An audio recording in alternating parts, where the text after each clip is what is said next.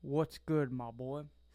Today, as the title says, I'm going to be talking about creation and evolution and how they can give meaning to your life. Now, to start, I want to make one point.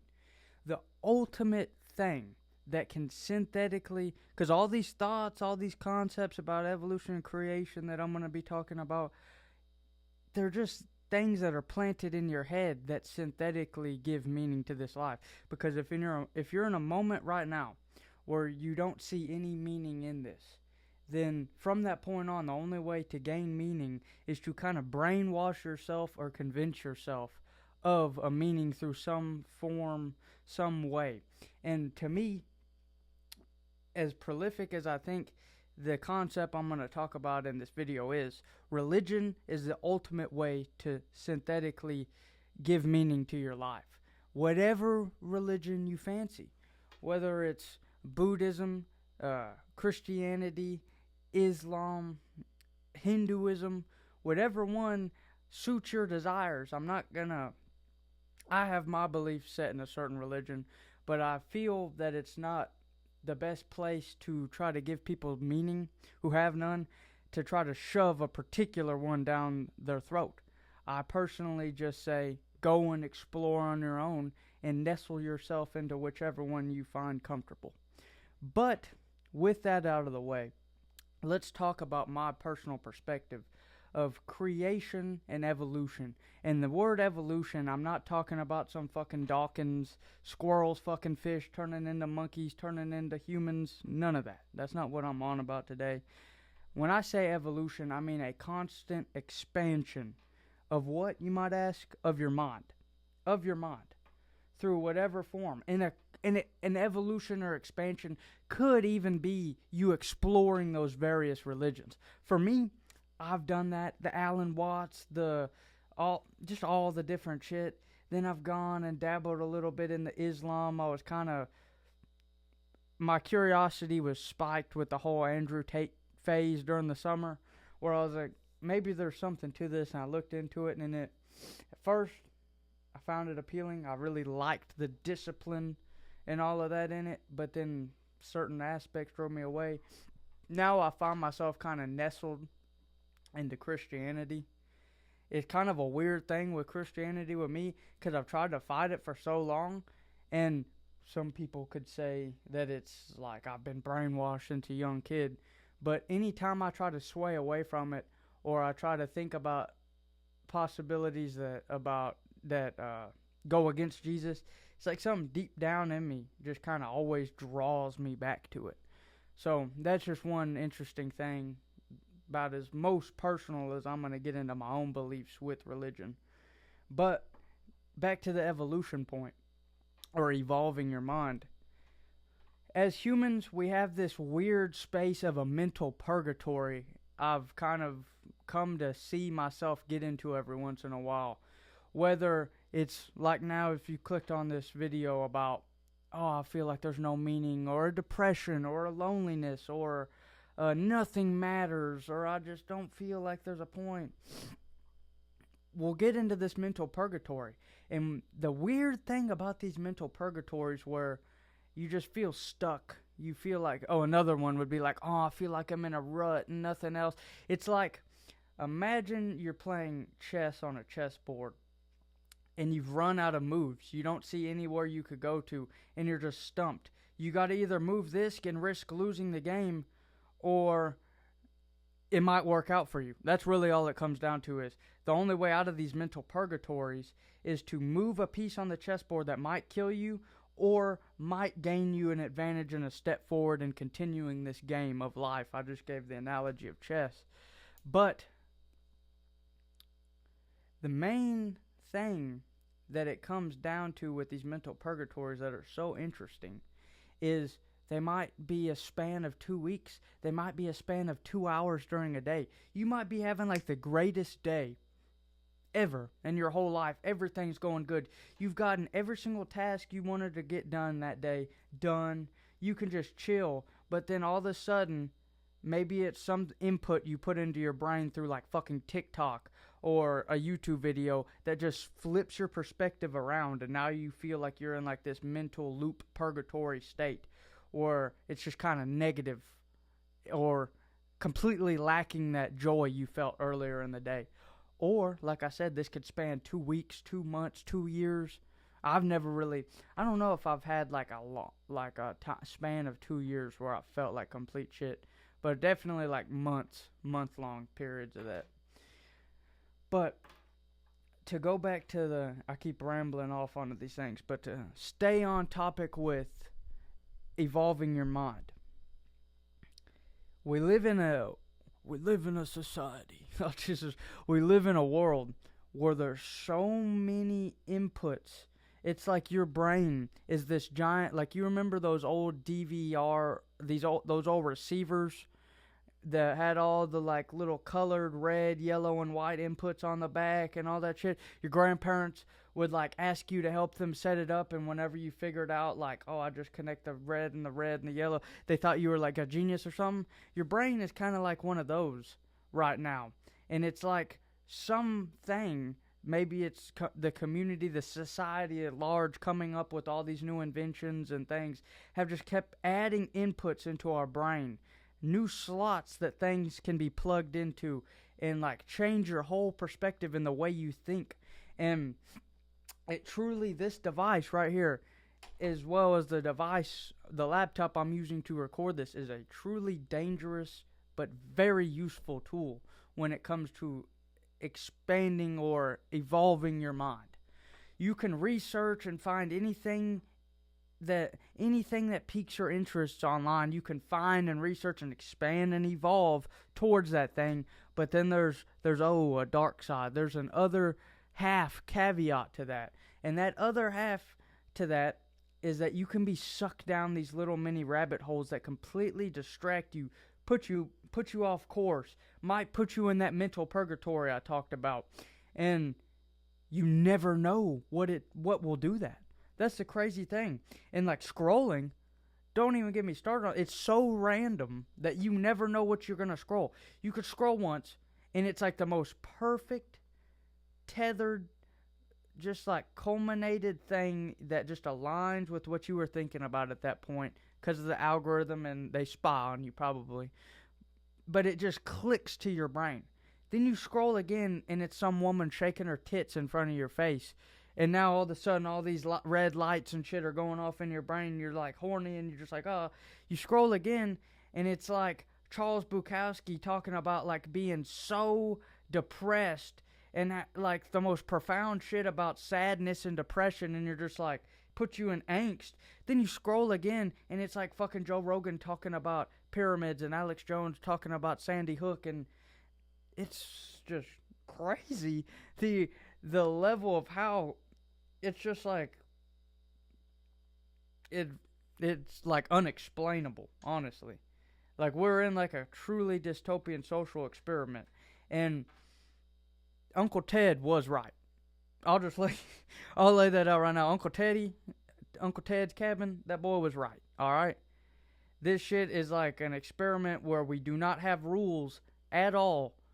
And it's just like, we're just going to see what happens with it, dog. And I just rambled again off on a complete tangent. But that is my full point with that. Is that the technology is a very efficient way to evolve and expand your mind. There's such a good side to it. Like, I just went deep on the negative side, and it sounds scary when I talk about it, but the good side to it is crazy, bro. I remember whenever I first discovered Goggins, and I was like, I was fat as fuck. I was like 300 pounds. And I was like, oh, this guy's lame. This is stupid. 2 years go by. I lose 100 pounds, but I'm struggling. I'm struggling like a motherfucker. I'm struggling with like bad things I don't want to keep doing. I feel stupid because I can't stop doing them. I'm struggling with motivation. I'm struggling with all these things. And then I discover Goggins. I read both of his books. It's like the most profound things I've ever heard. And it's general enough where it doesn't feel like an attack. It doesn't feel like I'm having things pushed onto me. It literally just feels like someone just handed me the essence of what is possible and what I could do with discipline. And you discover Goggins from this technology that has all those evils. So there are good sides to it, but don't forget. Do not allow yourself to get, while evolving your mind, do not allow yourself to forget that you're dealing with a double-sided coin. That's the main thing with that. So evolving through technology can be good or bad. Then you have books. Books are another great way to expand your consciousness. You got holy books like the Torah, the Bhagavad Gita, if I'm saying that correctly. I can't believe I'm having a brain fart about this shit. The Quran, the Bible. I don't know what the one for Buddhism would be, but you listen to Alan Watts or some shit like that. Those are great ways because when you look at them not literally, like I think there's a part in the Bible about lust where it literally says to gouge your eyes out if you're bothered by lust. And obviously that's not literal. What the interpretation in the Bible is say you're addicted to pornography and you're looking at your phone, it's to delete whatever's causing you to look at it or put your phone down for a while. So there's like great things in these holy texts, and that's just because I know the Bible the most out of all of them. There's these things where when you look into the holy books, if you're coming from an atheist point, a highly agnostic point, just like a point that's not, if you're coming from an area that's not very open-minded looking at them, you find them like fairy tales or stupid. You gotta understand that this shit is like some poetry. It's like reading like very vague things that are vague on purpose, because the reason why things in the Bible are so vague or so dated, it seems, is because that really is like the only way to make it relevant for like thousands of years, is to put some real vague, dated metaphor, and you're like, well, I could kind of interpret it like this. That's how you read the holy books and expand your mind. Again, follow whichever one you find suited the most. I buy into Christianity, but sometimes the Christianity, we're always going to question this thing. I want to make this quick point before I get off. I don't want to ramble too far because I still got a lot more to cover on the other ways to evolve. But the thing about religion for me is, this is what you got to understand. You will always struggle with any faith in any religion because as a human, your brain is designed to question things and always ask and always be curious. And that is the hardest thing for any religion, is I still ask myself. I'll just be like walking in my trails. I got some property and I walk my trails a lot. I'll just be walking down the trails and all of a sudden I'll feel real content about everything, and then it's just like, why would a mortal god wish to be, or why would a god that's not mortal wish to be worshipped like a mortal king? Where does that even come from? How we don't even know anything. At least just questions start popping in my head. And you kind of got to fight that. And the way I've fought it a couple of times. Right now I'm in a pretty good spot where I question, but I feel pretty comfortable where I'm not like tearing it apart.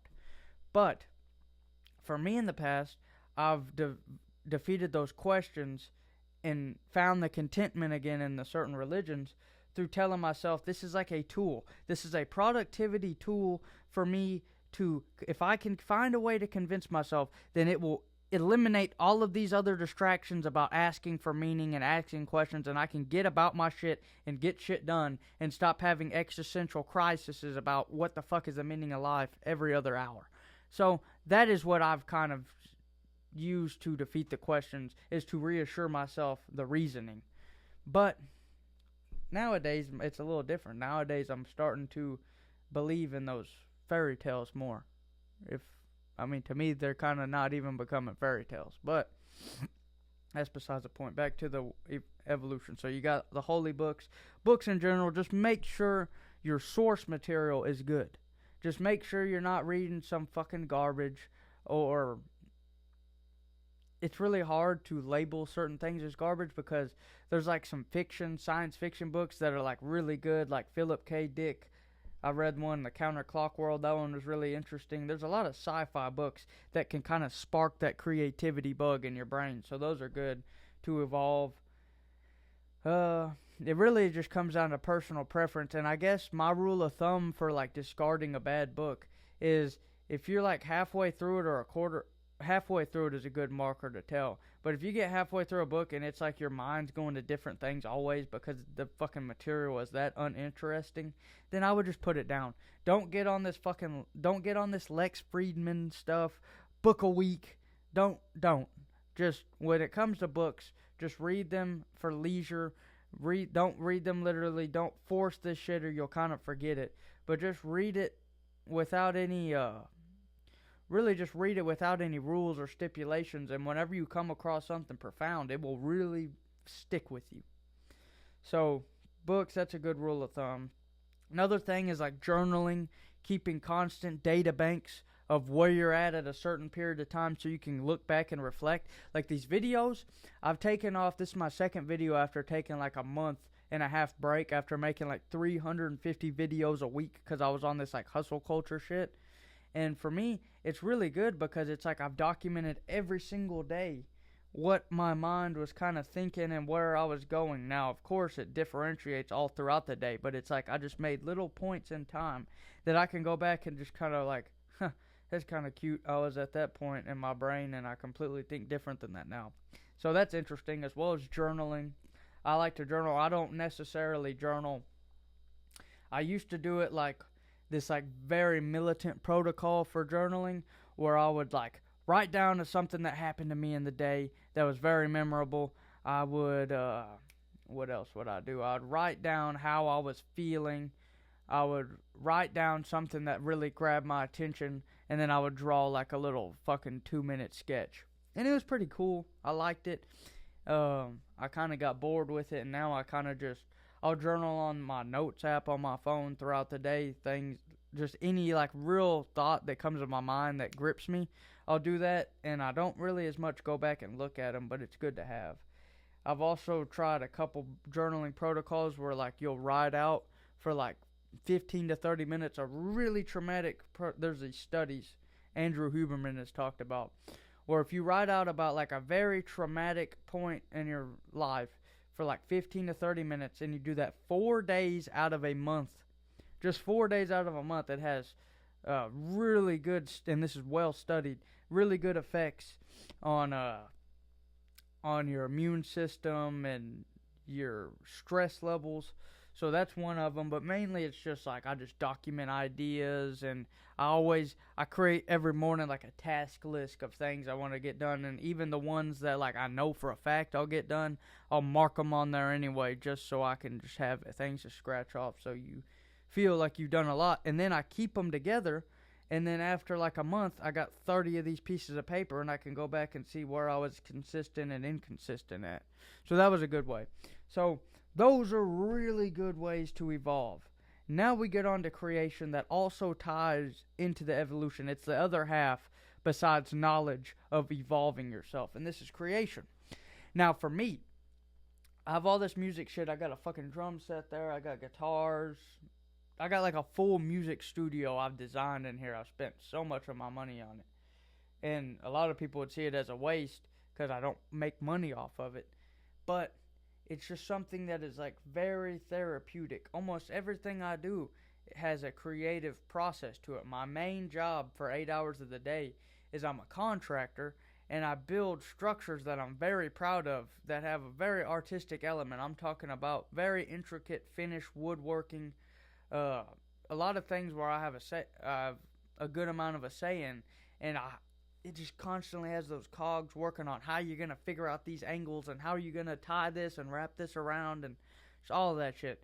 And of course there's monotony in it sometimes, but overwhelmingly I really enjoy the creative aspect of that. So that I have that. Then I have another creative aspect with my music. I really love doing it. And then my third, not final, but my third creative aspect is I like to paint with no stipulations or rules whatsoever. So I used to not really be that creative of a person. I mean, I always was a consumer of creations. I was always a lover of music, like where I would just close my eyes and just listen to it.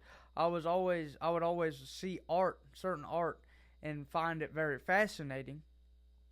Loved movies and things like that, but I never was a creator of art at all until I really, well, I'd always practice guitar and stuff like that, but never made songs, or I drew a little bit as a kid, but that was as far as it went until I started evolving my mind and my knowledge about what creation really means and producing more than you consume and what that really ties into. I really was taking those questions to heart.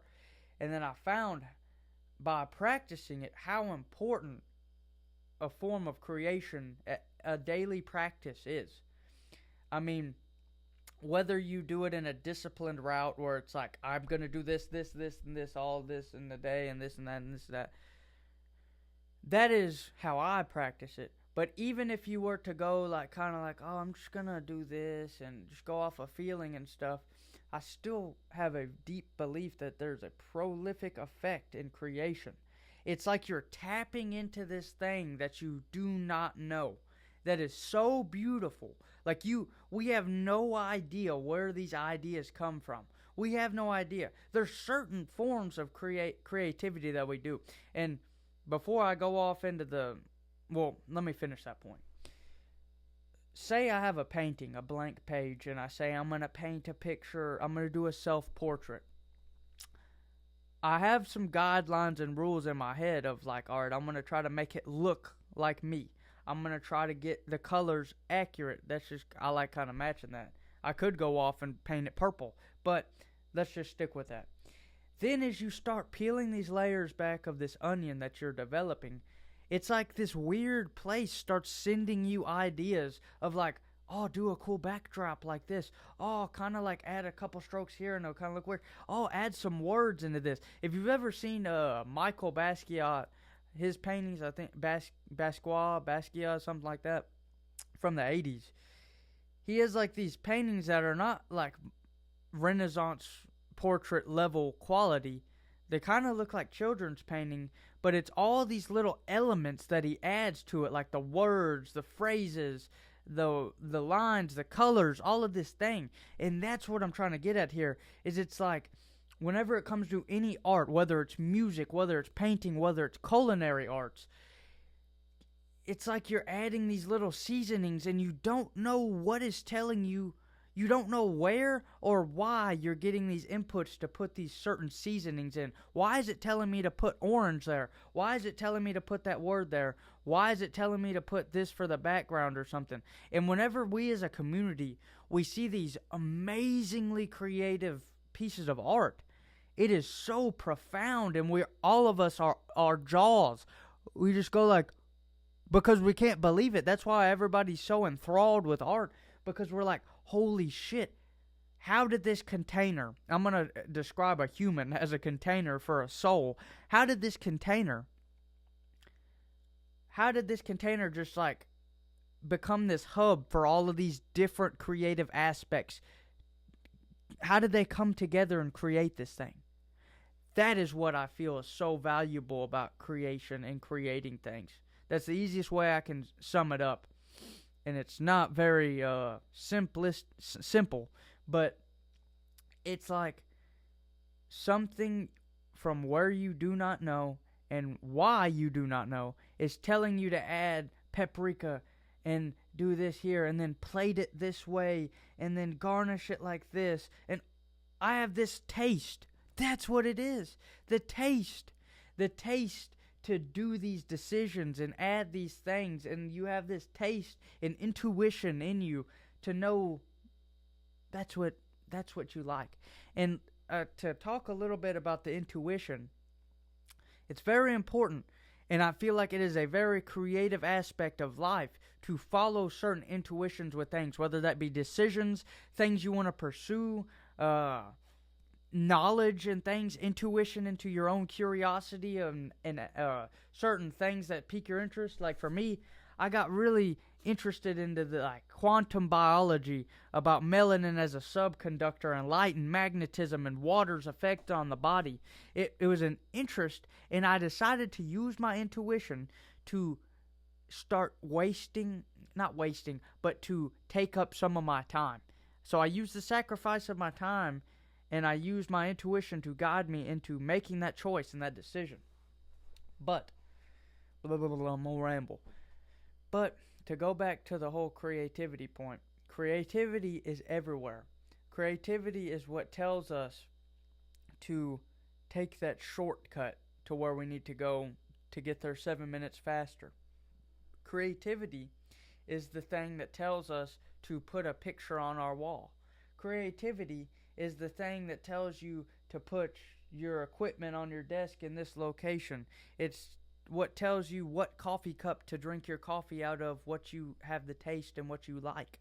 It's every single decision that we have in life seems to be a new thought, a creation of a thought, and when you enact that thought in the real world, you are creating something. You are creating a moment in time that develops. It develops into an idea. It develops into a habit. It develops into these things that we start utilizing on a daily basis, see on a daily basis, experience on a daily basis.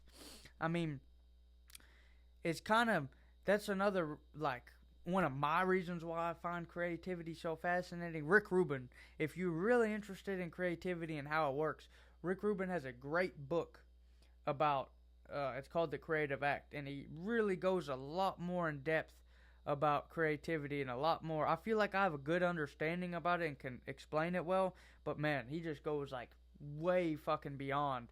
And if you don't know who he is, he's worked with so many bands and created some of their best music. Like, he's worked with the Chili Peppers and created all of their fucking hits.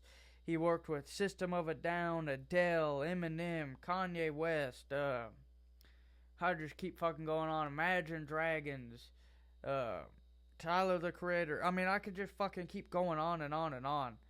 But I think he has a really good understanding of it. And if you really want to learn about it, he can explain it a lot better than I can. But back to the original point. I think I did a decent job in explaining evolving your mind and creativity. And you see how passionate I got in describing these things? I used to be depressed as fuck.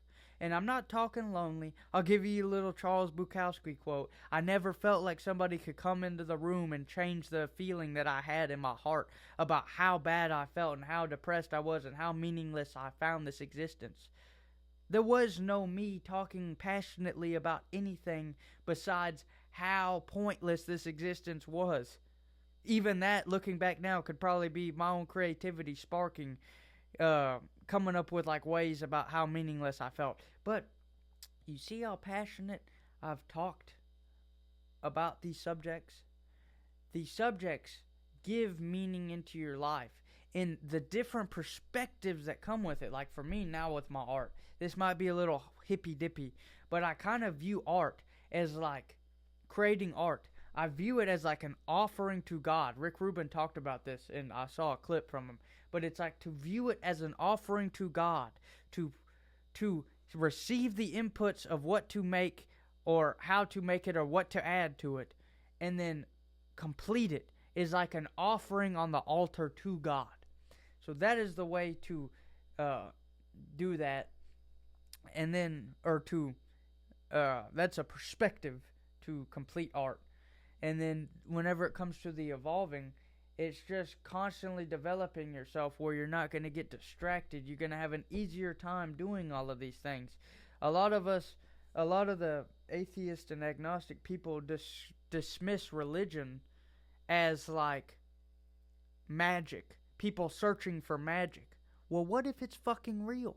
What if, and this isn't a what if, neuroscientists have literally come out 10 to 12 different times in the past 3 years telling us this entire fucking universe we see is an illusion, and all the fucking glukes and whatever words for the brain, the neurons and the atoms and the molecules are just projecting this image through light in our eyes, and everything we see is an illusion, and somehow we all see this similar thing where we can come up to each other and be like, yeah, that strawberry's red, yeah, that orange is orange. Yeah, for some reason, that's what they've said, and we have this communal projection of society.